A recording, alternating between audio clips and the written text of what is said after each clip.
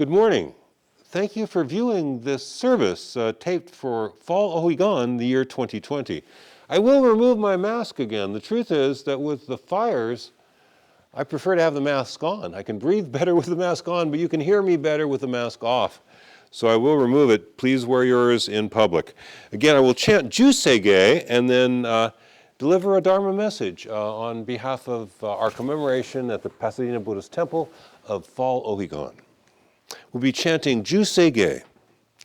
Namo Amida Butsu, Namanda Butsu, Namo Amida Butsu, Namanda Butsu, Namanda Butsu, Namida Butsu, Namanda Butsu, Namo Amida Butsu, Namanda Butsu, Namanda Butsu, Namo Amida Butsu, Namanda Butsu.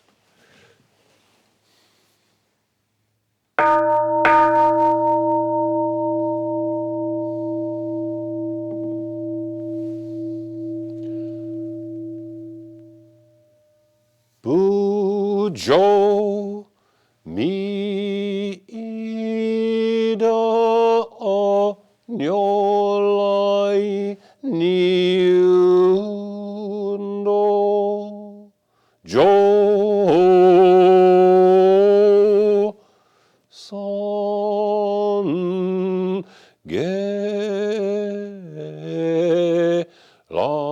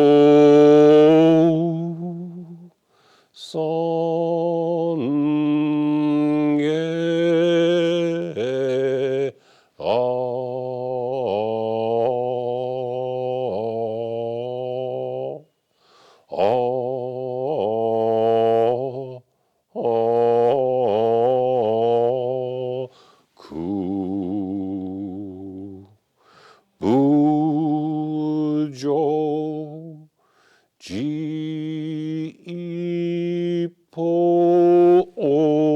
nyolai niundo jo sange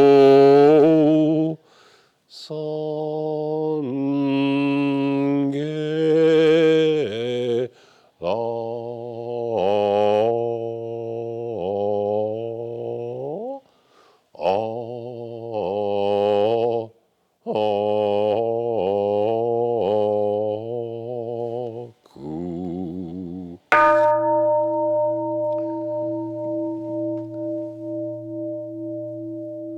Today, on this occasion of the Fall Ohigan service, the year 2020, the members and friends of the Pasadena Buddhist Temple reaffirm our reverence for the three treasures of the truth. We rely upon the Buddha, we rely upon the Dharma, we rely upon the Sangha. With deepest reverence and reliance upon the wisdom and compassion of Amida Buddha, we say the Nembutsu. Namo Amida Butsu, Namanda Butsu, Namo Amida Butsu, Namanda Butsu, Namanda Butsu, Namanda Butsu, Namo Amida Butsu. Please now, if you will, join me in chanting the Juseige.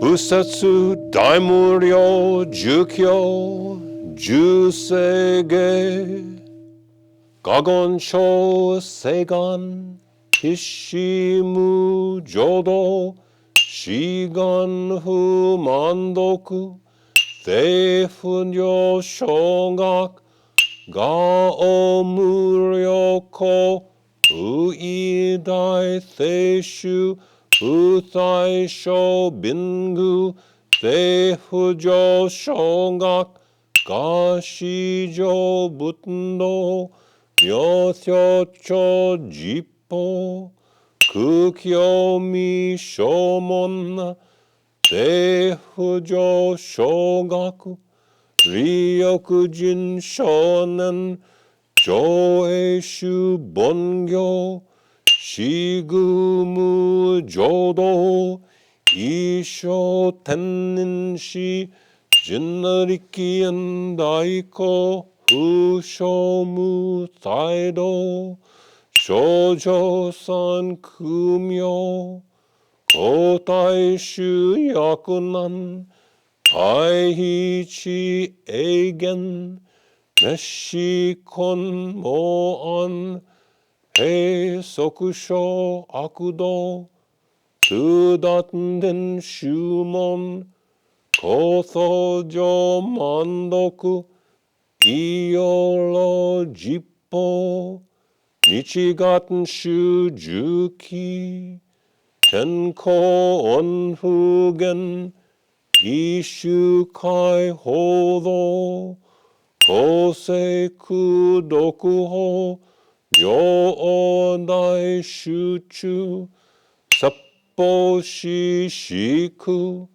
空用一切仏、具足衆特本、万年上満、得意三概要、妙仏無芸知、通達未不詳、願学営力、都市祭小尊、志願や国家、大戦の感動、国書天人な、東珍妙慶。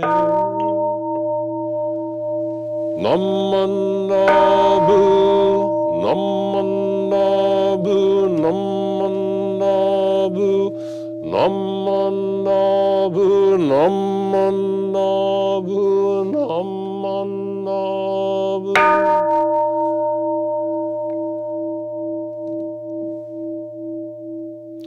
願に宿毒、平等性一切、道本のない真なおにょあ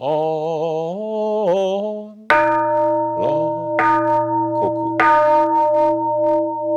ナムナブルマナ、ナムナブ、ナムナブ、ナムナブルマナ。ナモミダ仏、ナモミダ仏、ナモミダ仏、ナモミダ仏、ナモミダ仏、ナモミダ仏。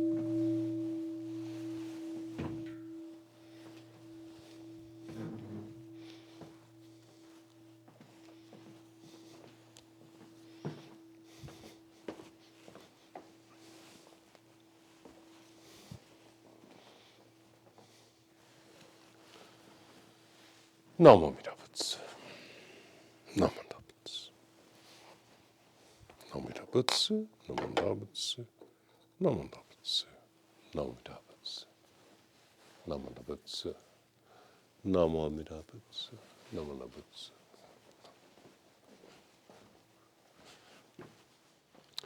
Again, good morning. Thank you for joining us for the Fall Ohigan service for the year 2020 here at the Pasadena Buddhist Temple. Now, there is a key metaphor or analogy or model here underlying our service, and it is the analogy of traveling to the other shore. Becoming thoroughly wise and compassionate, awakening to enlightenment, becoming a Buddha is like traveling to the other shore. Traveling across a great ocean to the other shore. And in this case, we're imagining that this shore, where we're stuck, where we seem to be stuck, samsara, is the same old, same old. I always like to use that translation for samsara. Samsara is that sound of samsara, same old, same old. And the same old from a Buddhist perspective is more and more greed, anger, and foolishness. This is where we're trapped. We're trapped in enacting greed, anger, and foolishness over and over again. We are, it's like watching 10,000 movies and they have the same plot. They all have the same plot: greed, anger, and stupidity. This is where we're stuck. The other shore, nirvana, is all dreams come true. Nirvana, awakening to Buddhahood, means a deep discernment of the ultimate truth. This is nirvana, deep discernment of the ultimate truth. I do not have that just now. I am on this shore. I am still on the same old shore, wishing I had that deep discernment of ultimate truth. The other shore, nirvana, is genuine freedom, lasting and true happiness, not the suffering and frustration we so often experience on this shore. The other shore of enlightenment, genuine freedom, lasting and true happiness. The other shore is overcoming death, overcoming the problem of death. Death ceases to be the problem it is for us in samsara. Enlightenment, the other shore, means completely overcoming unhappiness, completely overcoming confusion about personal identity. We're all a bit unclear about who we are and where we are and what we're supposed to be doing. That unclarity will drop away. These are provisionally distinguished, this shore and the other shore. Nirvana and samsara are relatively different, not in substance. We are not some bad thing that needs to be eliminated. It is not a substance, it's a mistake. A series of mistakes is what samsara is. A series of wise discernments and happy choices is what nirvana will be. We celebrate the Ohigan service at the equinoxes, spring and fall. This is a specifically Buddhist celebration, Ohigan, and it's specifically the Japanese schools of Buddhism. This is not an observation in Chinese, Korean, Sri Lankan, Thai, Burmese Buddhism. This is specific to the schools of Buddhism, 20 or so of them, that have come out of Japan. Our school, the Jodo Shinshu school, was founded at the turn of the 13th century of the Common Era in Japan. We celebrate Ohigan. It was first celebrated in Japan under the auspices of the Prince Regent Shotoku Taishi, and it was actually, the service was led by Korean monks, because that's all there were. These monks would come from Korea. So in Japan, you have a brand new Buddhist observation twice a year, never been observed before, Ohigan, observed at the equinoxes. And it's celebrated in Japan by Korean monks near the end of the 6th century. So this event was culturally diverse from the get-go. We're using an Indian metaphor, the other shore. That was an Indian model of awakening. There's this great river, really, they thought about rivers. River we got to get across, and we're stuck at this shore, we got to get over there. The other shore is good, this shore is not so good. Indian metaphor, Korean monks, Japanese nation created this service, which we're now celebrating in Pasadena, California. So multicultural from the get-go. We don't know who first came up with the term Ohigan, the exalted other shore, but it does remind us that we have to travel somewhere. We are not yet where we need to be. We are not there yet. Are we there yet? The classic question of the child on vacation. We're not there yet. Unless you understand everything, unless you are profoundly happy at all times, unless you are truly caring your relation to everyone you meet, you're not there yet. So how do we get there? How do we get to the other shore, to the realm of magic and adventure, a way of living with genuine freedom and lasting happiness? How do we get there? Well, on the path you're walking is the way you're going to get there. I've known people that get into hobbies, and I had a friend that for a couple years was the biggest 49er fan on the planet. Nobody loved the San Francisco 49ers like this friend of mine, and then just gave up on them. I think it was when Steve Young retired. That's it for the 49ers, I always preferred Joe Montana, but when Steve Young retired, that was it for them. Then there was a commitment to learn how to make Italian-style food, the best you can make it, and she became an excellent cook. But then she left that behind, always moving on to something else. Well, that may be all right for hobbies. I'll tell you where it doesn't work, because I learned this, is dieting. If you try one diet for a month, and then go on another diet for 2 months, and then switch to another diet, you're not going to lose any weight. Just stay on the path you're on. And I found the simplest of all diets, as most of you know, I call it the Gibbs diet, have one principle. The fundamental principle is eat less food. I lost 45 pounds doing this. Yeah, just the simple realization that if I ate less food, I would lose the weight. So I didn't count calories, I didn't avoid carbs, I didn't avoid fats. I just realized over the course of the day I got to eat less food. That path worked for me. I kept that weight off for 3 years now. You got to walk the path you're on. If it's not working for you, if you're not comfortable, change paths, indeed. If this kind of Buddhism doesn't work for you, try Zen, try Vipassana, try Tendai, try one of the Chinese temples with their charming mix of Pure Land and Zen. But once you get on a path, try to walk that path consistently, because you'll never get there if you keep switching paths. Instead of trying to choose the best path, because who knows what the best path is, walk the path you're on.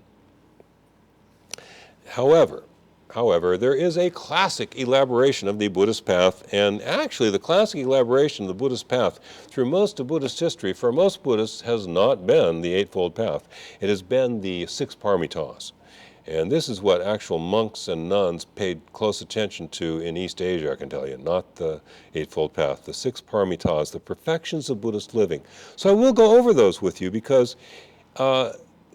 this is the way that the serious practitioner attains Buddhahood, by perfecting these six virtues. But even on our path, the path we're on right now, there is a way of entering enlightenment by riding on the compassion of the Buddha. But even if we are riding on the compassion of the Buddha, and we are on this vehicle whose inevitable destination is awakening, even though we are just receiving and riding, to understand who and what Amida Buddha is, who and what our ultimate goal must be, this can be clarified by looking at these 6 perfections of Buddhist living. So I will talk about them, as all ministers do. I'll talk a lot about the first couple and then speed my way through the other 4. But if I may start with the most important of all, which is giving, dana, giving. It's interesting to see how some things are carried forward from Sanskrit all the way into Japan.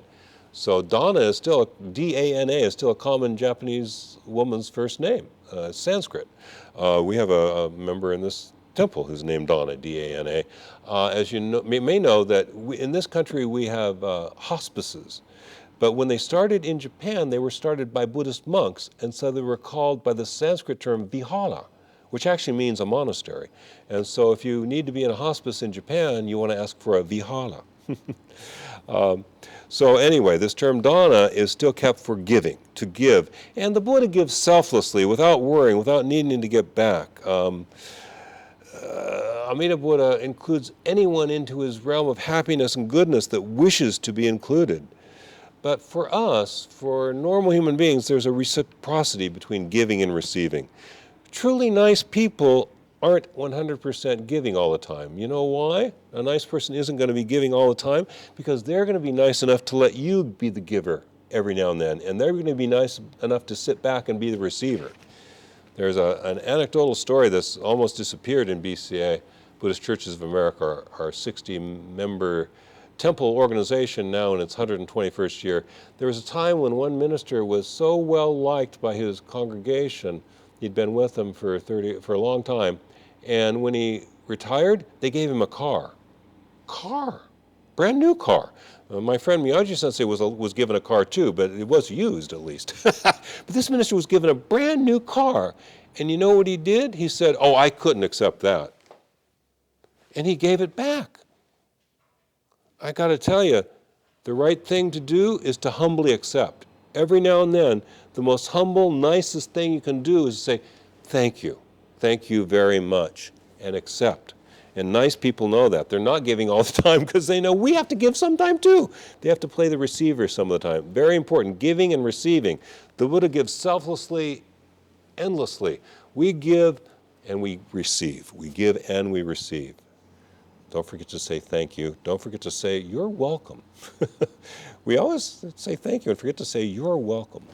The second paramita, perfection of Buddhist living, that will help us to understand what our goal is, who the Buddha is, what it's all about, is wholesome behavior, wholesome conduct. That means Obviously, not killing, not lying, not stealing, not misusing human sexuality, not abusing drugs and alcohol. This is pretty straightforward stuff. But conduct is very important. Sometimes our members think it isn't. It was very important to Shinran, let me tell you. And Shinran, we have the collected works of Shinran translated, head translator, my friend Dennis Hiroto, when it was translated. But I'm going to go to his letters on page 553. This is a typical passage. If you read this, there's on the internet, you can find a passage of Dogen Zenji's masterwork, the Genjo Koan, read by Gilbert Gottfried, the comedian who's known for a very cynical, sarcastic tone. It's really cool listening to Dogen in this cynical, sarcastic voice. We got to get Gilbert Gottfried to read the collected works of Shinran, at least the Matosho collection of letters, because this is the tone of voice this should be read in. I won't do it. Imagine a cynical comedian reading this. Imagine Gilbert Gottfried reading this to you. This is what Shinran has to say to his close followers in the Kanto region. There was a time for each of you when you knew nothing of Amida's vow and did not say the name of Amida Buddha, but you now, guided by the compassionate means of Shakyamuni Buddha and Amida Buddha, you have begun to hear the vow. Formerly you were drunk with the wine of ignorance and had a liking only for the three poisons of greed, anger, and folly. But since you have begun to hear the Buddha's vow, you have gradually awakened from the drunkenness of ignorance, gradually rejected the three poisons, and come to prefer at all times the medicine of Amida Buddha. Namo Mita Butsu. Namo Mita Butsu. You have come to gradually reject the three poisons by hearing the Buddha's name. This is what Shinran says to his followers. This path works. It's going to take time. You got to be patient. We too will be more wholesome in the long run. We will turn away from greed, hatred, and stupidity. Attitude is very important. We don't always know what the right thing to do is, but we wish to do good for others. We wish not to harm others. This is very important. Intending not to harm others is crucial. Respecting other people is crucial. Living in a sincere and kind way with respect towards others will bring stability to our lives. It will allow us to live with a certain peace of mind, treating others well. Restraining ourselves from violent actions and violent words will prevent even more ugliness than there needs to be from entering into our world.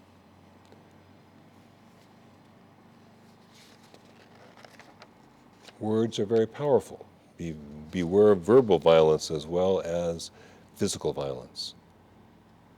Restraining ourselves from violent behavior, including violent language, won't turn us into saints or bodhisattvas, but it will make us a little better, will make our lives a little better, and it will make lives a little better for those who interact with us, those we interact with day and day. It's like putting on a mask, not a mask to protect others, but a mask to display what we want people to see. It isn't insincere to wear the mask of a decent, considerate person. If we wear the mask long enough, it'll stick. We'll become decent, considerate persons because that's how we've been acting. You realize I'm still in the second Paramita, don't you? I was asked to give longer talks, and so please bear with me. The third perfection of Buddhist living is kshanti, or patience. And we don't just mean waiting for the bus. We mean being patient in the sense that we endure hardship from others. This is the most important thing. Endurance is really the term, and patience is an aspect of it. And to be patient is especially to endure hardship put upon us by others.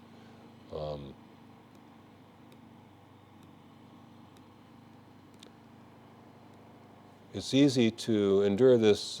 Parents endure this from our children. Our children get mad at us and say mean things to us, and it's just like water off a duck's back because we know they don't mean it. We have to learn to endure that from other people besides our children. Everybody's struggling in this world, and real patience is simply enduring because we know that.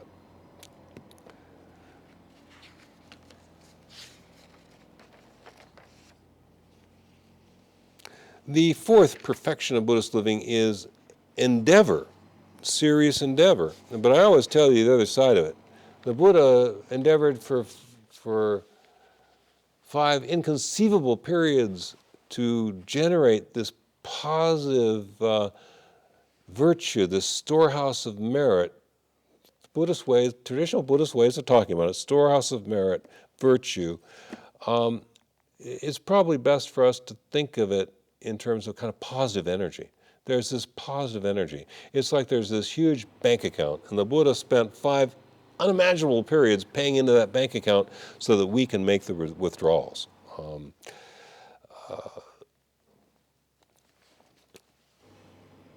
The Buddha endeavors in a way we cannot even imagine. Awakened persons endeavor constantly and endlessly for our well-being, but we have limits, so do place reasonable limits on yourself. I'm worried about my friends. I got Ellen Gozo recording the service for me, but our other friends are out there working, doing physical work, and with the air being as bad as it is, we worry. But I must be patient with the weather. I must be patient with these fires. People are losing their homes. So far, we haven't lost a life in this fire that's threatening us, but that may yet happen. And I'm complaining about having trouble breathing. We must endure and we must endeavor. But the next paramita of Buddhist living, after endeavor, I got a lot of notes I'm not reading, trying to save you some time, is